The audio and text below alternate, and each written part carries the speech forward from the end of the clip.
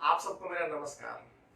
मेरा नाम मिथिलेश है और न्यूज पोर्टल एसोसिएशन क्यों शुरू हुआ इस बारे में मैं आप लोगों के सामने कुछ बातें रखूंगा। मेरे मित्र हैं श्रीमान चंद्रकांत निराला जी, उनका मैं आभार करता हूँ कि इस संगठन को शुरू करने के लिए आपसे काफी प्रेरणा मिली, आपसे काफी सहयोग मिला। इसके अलावा गणेश यादव जी हैं, लोकतंत्र की बुनियाद नामक पत्रिका भी चलाते हैं और उनका पोर्टल भी है। तहकीकात न्यूज के धर्म प्रकाश जी हैं और मित्र हैं मिथिलेश यादव हैं जो अपना तकनीकी ब्लॉग चलाते हैं। सौरभ हैं जो फोर्थ व्हीलर के नाम से एक बड़ी पोर्टल चलाते हैं और उनका अच्छा खासा दखल है राजनीतिक क्षेत्र में है। और भी मित्र हैं जिनमें अभय जी हो गए, जिन्होंने BSTV24 नाम से पोर्टल चलाया है। विजेश जी हैं, न्यूज 24 के नाम से चला रहे हैं। बक्सर के मेरे अन्य मित्र हैं, निराला जी के माध्यम से जुड़े हुए हैं। मैं आप सभी लोगों को मैं प्रणाम करता हूँ जिन्होंने शुरू में न्यूज पोर्टल एसोसिएशन में भाग लिया और इस संगठन की नींव पत्थर बने। यह संगठन क्यों, इस बारे में मैं आप लोगों के सामने कुछ एक विचार रखता हूँ और आप लोगों की भी राय चाहूंगा कि यह संगठन आगे कैसे चले, क्या इसकी वाकई उपयोगिता है। इस समय लॉकडाउन का असर है, कोरोना वायरस के कारण समूची दुनिया, समूचा भारत त्रस्त है। हर एक व्यक्ति परेशान है, कोई आर्थिक तौर पर, कोई सामाजिक तौर पर, किसी की कोई समस्या है, किसी को स्वास्थ्य की समस्या हो रही है और एक भय का वातावरण बना है। तो ऐसे माहौल में न्यूज पोर्टल एसोसिएशन का गठन कितना वाजिब है। दोस्तों, पिछले 12 साल से मैं न्यूज पोर्टल बनाने, उसको मेंटेन करने, उसमें कमाई के रास्ते ढूंढने, उसकी प्रशासनिक क्या वैलिडिटी होनी चाहिए, इन विषयों पर कार्य कर रहा हूँ। कई RTI डाले, कई तरह की जानकारियां ली और अगर आप गूगल पे ढूंढेंगे न्यूज पोर्टल रजिस्ट्रेशन सोल्यूशन या दूसरे कीवर्ड्स, तो मेरे पास कई इंक्वायरीज भी आती हैं, कई जगह से समस्याएं भी आती हैं। कुछ मित्र पूछते हैं कि क्या न्यूज पोर्टल चलाना वैध है, क्या वैलिड है, क्या न्यूज पोर्टल का रजिस्ट्रेशन कहां से हो सकता है, न्यूज पोर्टल किस प्रकार चलाएं, कमाई किस प्रकार करें, इत्यादि इत्यादि। इसके अलावा एक और समस्या है जिसे मैंने अपने दिल से महसूस किया है, जो प्रत्येक न्यूज पोर्टल चलाने वाले लोगों को महसूस निश्चित रूप से हुई होगी। मीडिया के जो पुराने खंभे हैं, प्रिंट मीडिया हो गया, इलेक्ट्रॉनिक मीडिया हो गया, दूसरे मीडिया समूह हो गए, मैंने देखा हुआ है कि न्यूज पोर्टल चलाने वाले लोगों को वह एक तरह से वैधता प्रदान नहीं करते। उनकी अपनी एक मन स्थिति है, कानूनी रूप से कितना वैध है अवैध है, इसका जो है मेरे पास कई लेख हैं, कई वीडियो है, कई RTI है, उसको आप पढ़ सकते हैं। उस पर मैं यहाँ चर्चा नहीं करूंगा। मैं चर्चा करूंगा मानसिकता की। समाज में जब भी कोई बदलाव आता है, जब भी कोई नई चीज आती है, उसकी एक्सेप्टेंस इतनी आसानी से नहीं होती है। और न्यूज पोर्टल जैसी चीज डिजिटल मीडियम के माध्यम से यह बड़ी जल्दी अपना एरिया कवर कर रहा है, अपना फैलाव कर रहा है, उन खबरों को कवर कर रहा है, कवरेज दे रहा है जिनको कवरेज मिलना प्रिंट मीडिया में या इलेक्ट्रॉनिक मीडिया में संभव नहीं है, नहीं मिलती है उनको कवरेज। उसके बावजूद भी न्यूज पोर्टल चलाने वाले व्यक्तियों का, जो अपना खून पसीना एक करते हैं, गली गली घूमते हैं, एक भी खबर नहीं छोड़ते, उनको सम्मान मिलना चाहिए कि नहीं चाहिए। तो ये प्रश्न मेरे सामने सालों से था, लेकिन संजोग नहीं मिला, समझ में नहीं आया कि आगे क्या किया जाए, किस तरीके से संगठन स्टार्ट किया जाए, कभी विचार भी नहीं आया। लेकिन लॉकडाउन के समय में हर एक व्यक्ति का बिजनेस, हर एक व्यक्ति का साख, उसकी प्रतिष्ठा भी कहीं ना कहीं दांव पर लगी हुई है। किस प्रकार से वह अपना जीविकोपार्जन करे, किस प्रकार से वह अध्ययन करे, किस प्रकार से वह अपने लिए सम्मान अर्जित करे, यह एक नए सिरे से सोचना पड़ रहा है। इसीलिए लॉकडाउन में मुझे लगा कि हमें एक ऐसे संगठन की आवश्यकता है जो विभिन्न प्रश्नों पर, जिसका कैनवास बहुत विशाल होना चाहिए, उन प्रश्नों पर वह विचार कर सकता है। इसमें सिर्फ यह चर्चा नहीं होगी, एक नाम भर का संगठन नहीं होगा, बल्कि वास्तविक रूप से न्यूज पोर्टल इंडस्ट्री, जो मीडिया का उभरता हुआ क्षेत्र है और बड़ी तेजी से उभरता हुआ क्षेत्र है, उसके तमाम प्रश्नों पर विचार इस मंच पर होगा। आप सभी मित्र करेंगे, जो और नए मित्र जुड़ेंगे वह करेंगे, और इसमें से सलूशन निकाला जाएगा। इसके कई नियम तय होंगे धीरे धीरे, चूंकि संगठन का कार्य एक दिन का नहीं होता है। इसमें बस रिक्वेस्ट यह है मित्रों कि आप जरा खुद सोचिए कि क्या वाकई न्यूज पोर्टल एसोसिएशन की आवश्यकता है कि नहीं, एक संगठन की आवश्यकता है कि नहीं। वैसे भी कहा गया है संघे शक्ति कलियुगे, बिना संघ के, बिना संगठन के किसी भी व्यक्ति को प्रतिष्ठा नहीं प्राप्त होती, वह चाहे परिवार हो। आपने देखा होगा कि संयुक्त परिवार का हमारा जो कल्चर रहा है, भारतीय कल्चर रहा है, उसको आज भी समाज में कितना सम्मान प्राप्त है। अगर 3 भाई 4 भाई एकत्रित रहते हैं तो समाज में उसकी जो प्रतिष्ठा होती है वह किसी अन्य प्रतिष्ठा से उत्तम होती है। लेकिन क्या न्यूज पोर्टल वाले लोग, क्या हम लोग संगठित हैं? क्या हम एक दूसरे के साथ खड़े हैं? अगर हम एक दूसरे के साथ खड़े नहीं है, अगर एक न्यूज पोर्टल चलाने वाला दूसरे न्यूज पोर्टल चलाने वाले को सम्मान नहीं देता है, अगर दूसरा न्यूज पोर्टल चलाने वाला तीसरे न्यूज पोर्टल वाले को सम्मान नहीं देता है, तो फिर समाज से हम इस प्रकार की अपेक्षा किस प्रकार कर सकते हैं? बहुत सोचने का विषय है। इसके अलावा सिर्फ सम्मान का ही विषय नहीं है, यह व्यापार का भी विषय है। एक स्टैंडर्ड नहीं है। हमारे मित्र श्रीमान चंद्रकांत निराला जी कहते हैं कि भाई इस इंडस्ट्री को एक स्टैंडर्डाइज करना पड़ेगा।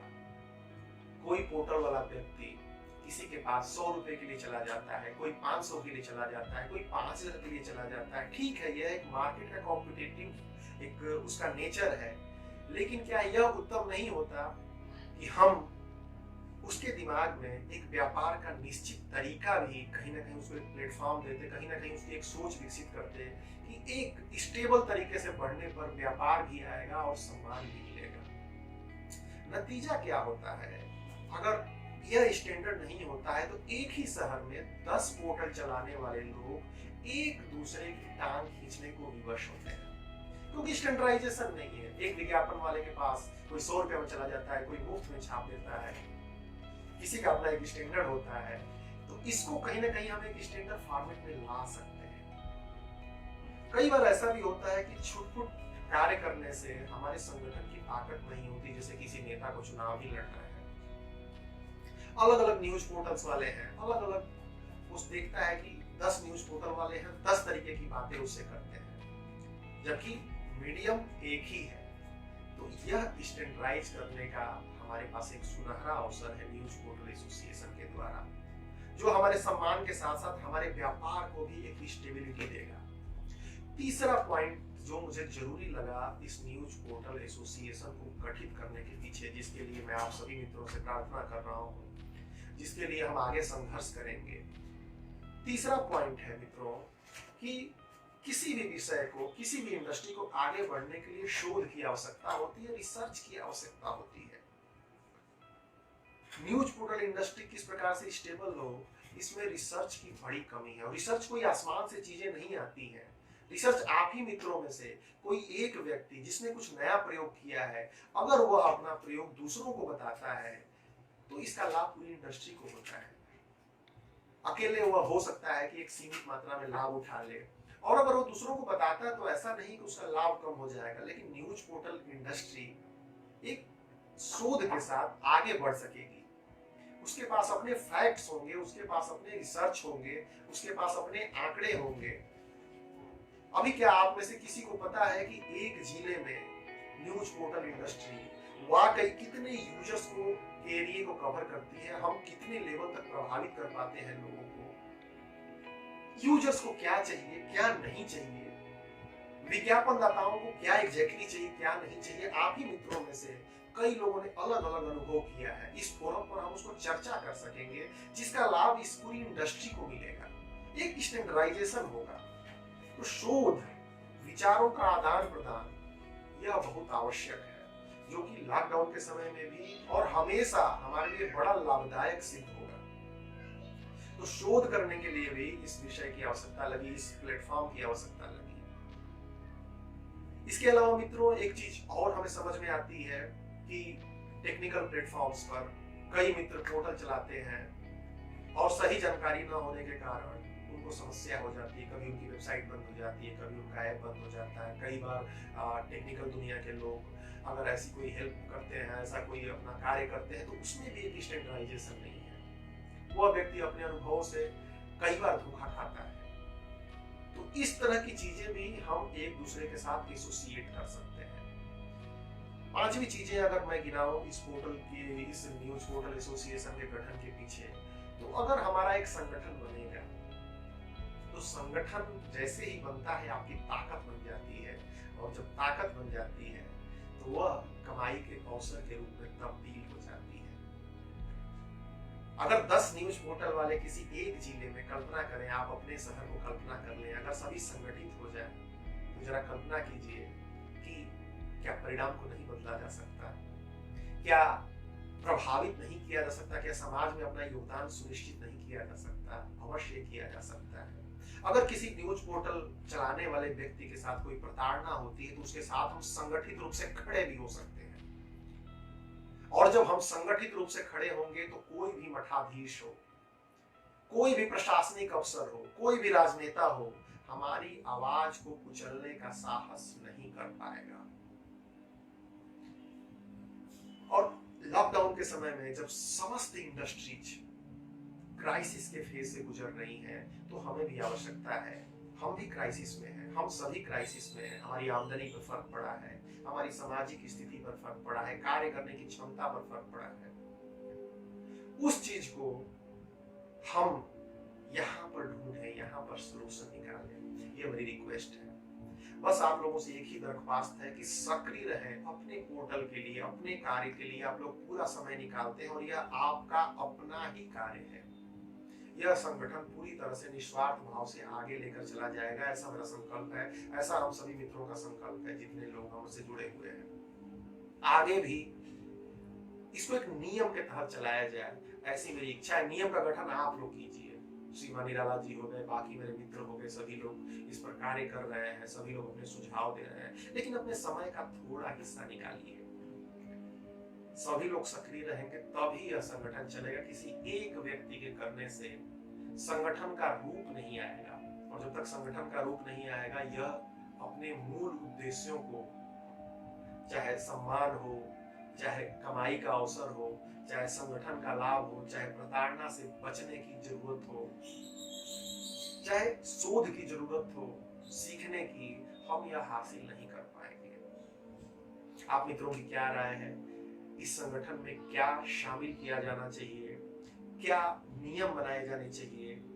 किस तरह की गतिविधियां होनी चाहिए? इस पर एक सोच रखिए, और जो भी सोच होती है निसंकोच इस ग्रुप पर बताएं, चाहे वीडियो बनाएं, चाहे टाइप करके भेजें, चाहे वॉइस मैसेज भेजें। हर एक चीज उसको एनालिसिस किया जाएगा, थोड़ा समय लगेगा, और उस एनालिसिस करने के बाद जो भी नियम बनेंगे हम सभी के लाभ के लिए बनेंगे, और हम जुड़े रहेंगे बिना किसी स्वार्थ के, बिना किसी पॉलिटिक्स के, बिना किसी ऐसी कमजोरी के जो हमारी इंडस्ट्री को कमजोर करे।